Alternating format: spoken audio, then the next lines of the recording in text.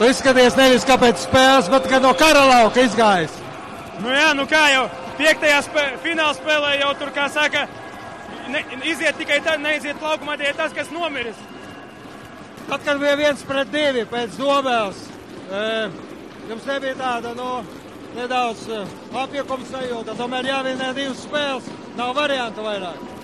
Nē, īstenībā, nav neviena tāda, mēs tā treniņā sanākam kopā un it kā nav variantu zaudēt mājās. Pie tādiem skatītājiem, līdzjutējiem, tev vienkārši, kā es pats teicu, 3 reizes ātrāk skrien un 3 reizes augstāk lec nekā Dobelē. Nav variantu zaudēt vienkārši.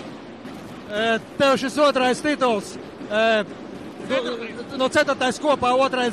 dzimtajā komandā. Mēs teikt, ka titulu nosargāt ir grūtāk nekā iegūt pirmo reizi.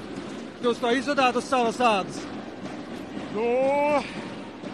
Grūts jautājums. Īstenībā, laikam, tomēr pagājušajā gadā bija tā kā vairāk uz eiforijas fona mēs vinnējām. It kā mēs bijām vājāki un vinnējām, tad šogad it kā vairāk uz tās meistarības izvilkām to finālu. Lūdzu, komanda 2 gadus pēc kārtas Latvijas čempioni, vai jūs neskatāties arī tādu iepeldēt nedaudz dziļākos ūdeņos, teiksim, Baltijas līgā pamēģināt spēkus? Sastāvs jau mums varbūt arī atbilst Baltijas līgas līmenim, bet ar tām finansēm.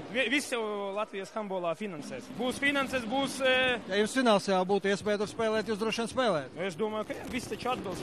Viss atbilst, viss zāle ir, skatītāji ir, kāpēc lai nespēlēt.